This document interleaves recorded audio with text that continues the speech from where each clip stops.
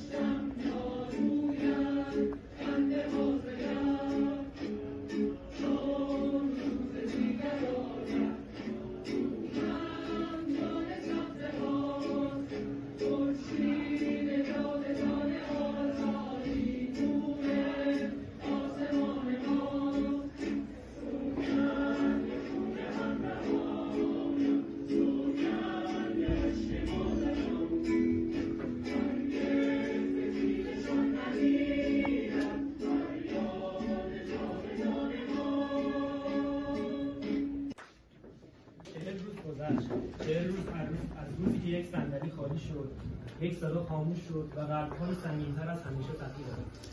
میگویند زمان درد را کمتر می‌کند، اما بعضی دلتنگی‌ها با گذشت روزها فقط عمیق‌تر می‌شوند. او شاید دیگر در میان ما نباشد، اما خاطراتش در لبخندها و نگاه‌ها هنوز نفس می‌کشد. چهلم یعنی یاد گرفتن زندگی با جای خالی یک عزیز، یعنی پذیرفتن اینکه بعضی رفتن‌ها بازگشتی ندارند، اما عشقشان همیشه می‌ماند.